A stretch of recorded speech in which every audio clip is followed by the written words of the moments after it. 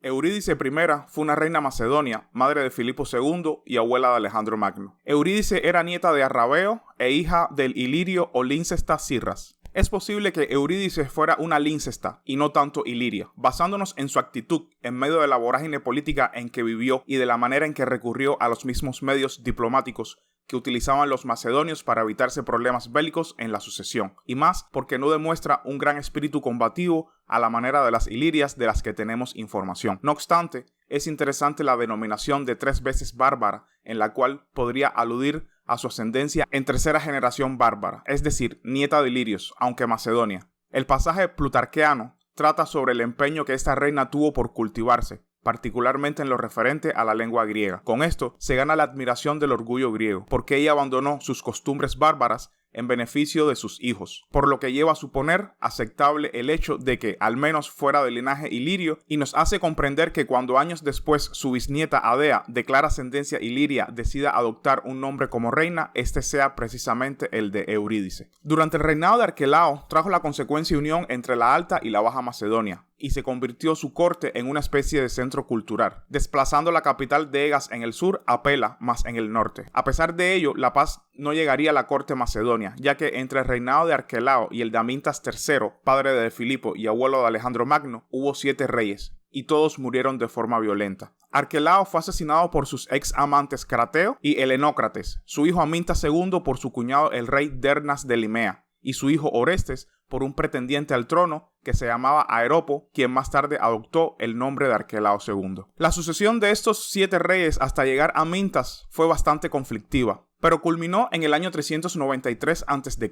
Al parecer, Amintas era hijo de Arrideo, descendiente al menos de Arquelao. Estaba ya casado con una hija de este, llamada Gigea, con la que procrearía 3 hijos donde se conoce la ascendencia familiar, porque los 2 llevan nombres de sus abuelos. Tomaría una segunda esposa, Eurídice. Con ella engendró 4 hijos: Eurinoe, la mayor, Alejandro II, Pérdicas III y Filipo II. A pesar de que Gigea parece corresponder a la familia Argeada de la Macedonia del Sur, Amintas prefirió como sucesores a los hijos que tuvo con su segunda esposa. Esto era usual en la corte. De hecho, la primogenitura no era medio de sucesión real, sino que cada monarca decidía qué hijo lo sucedería. No obstante, la razón de preferencia a los hijos de Eurídice nos lleva de nuevo a suponer que debería haber una razón para preferirlos, y ello podría deberse a la madre, no a las virtudes de los mismos. Eurídice pudo reportarle a Amintas un beneficio, tal vez la paz con los lincestas a los que pertenecía. Si bien esto no está muy claro, pues parece que ya se habían pacificado los conflictos entre las casas reinantes, quizás por los vínculos que Eurídice tendría con los ilirios. El reino de Amintas se rigió por la diplomacia, debido a que mantuvo la presión entre los reinos enemigos de los ilirios y el de los dardanios, apoyando consecutivamente a los griegos que se hallaban en el poder, ya fuera en Esparta, ya en Atenas, ya en Tesalia, y brindándoles auxilio principalmente gracias al grano de sus tierras. La corte era un hervidero de intrigas, por lo que Amintas debió buscar todos los apoyos necesarios, y aquí entra un tal Ptolomeo Aloro, quien para algunos es un hijo bastardo de Amintas, pero que hoy se considera más bien yerno de este, pues se sabe fehacientemente que fue desposado con Eurinoe, la hija de Amintas y Eurídice, aunque lo uno no niega necesariamente lo otro a la luz de los métodos dinásticos de la época. Dicho personaje sería casi la ruina de la casa de Amintas. Las atrocidades de la reina comienzan con su apasionamiento por Ptolomeo Aloro y su complot en contra de Amintas. Eurídice, cuenta el historiador Marco Juniano Justino, ofreció a Ptolomeo su mano a cambio de la muerte de su marido, y de no ser por su hija Eurinoe, quien descubrió la intriga y lo comunicó a su padre, habría tenido éxito. Amintas decidió perdonar a su mujer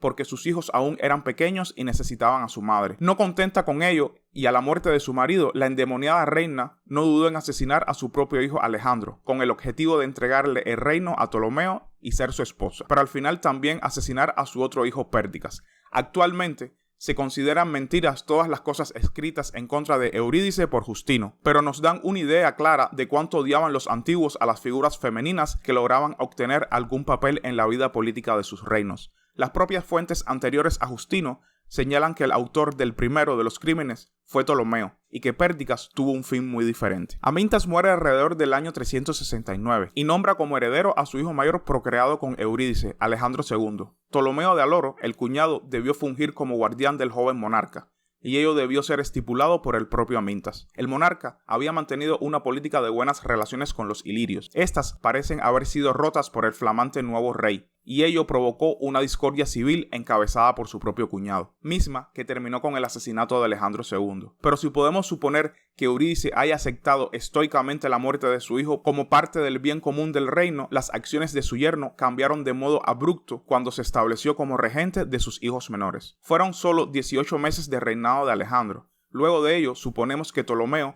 comenzó a desaparecer a todos aquellos que pudieran estorbar en su ascenso al trono, comenzando por su mujer Eurinoe, quien ya no es mencionada, y podríamos sospechar que también eliminó a los hijos de Gigea y Amintas. Ptolomeo finalmente forzó un matrimonio con la reina viuda Eurídice. Se especula si el matrimonio con Eurídice, en parte al menos por las noticias de Justino, se celebraría antes o después del asesinato de Alejandro. Eurídice, según consta en Esquines, Plutarco y Cornelio Nepote, es considerada como una madre ejemplar que se preocupa por el bienestar de sus hijos y se atreve a inmiscuirse en la política de su país para defenderlos. Esquines, un orador promacedonio de Atenas, en un discurso pronunciado ante Filipo en el año 343, donde recuerda al rey la filiación que guardaba la casa monárquica con la ciudad de Palas, deja muy en claro cuál podría ser la situación en el palacio de Pela. Ptolomeo Aloro, a la sazón regente de Pérdikas, con toda seguridad esperaba el momento oportuno para deshacerse de los hijos de Amintas de 13 y 12 años respectivamente. La posición de Ptolomeo aún no era segura. De hecho, surgió otro pretendiente al trono de nombre Pausanias, que aprovechó la conjura de Ptolomeo para tomar algunas plazas en la costa calcídica y fortalecerse con miras a derrocar al regente. Los atenienses también decidieron aprovechar la situación y recuperar el control macedonio de la ciudad de Anfípolis, y erigieron como general a Ifícrates. Eurídice vio la oportunidad de salvar a sus hijos. El texto de Esquines presenta a una reina valiente y elocuente que se juega con decisión el destino de su hogar y de su patria. Cierto que el peligro apremiante de Eurídice se encarnaba en Pausanias, quien, de vencer a Ptolomeo de Aloro, asesinaría a toda la dinastía, y de hecho Ifícrates se encargó de salvar la posible revuelta de este. Pero apoyada después por Ifícrates, como asevera Nepote, Eurídice debió también amedrentar lo suficiente a Ptolomeo para evitar que matara a otro de sus hijos. El hecho de que ella no haya tenido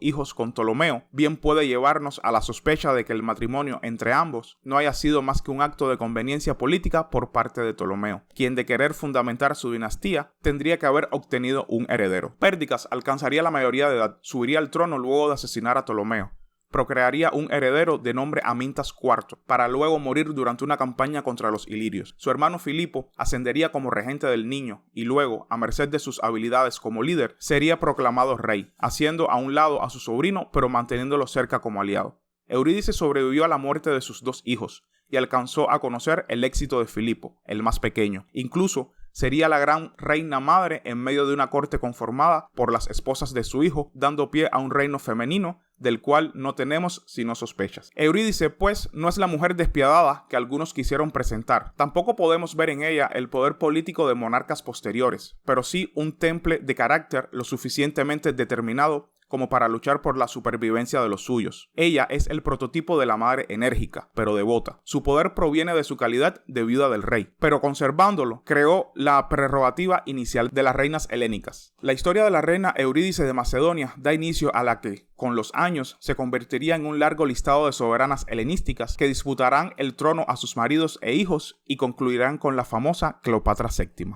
Y hasta aquí el video de hoy, espero que les haya gustado. Y suscríbanse para más contenido relacionado con historia antigua e historia de Macedonia. Hasta la próxima.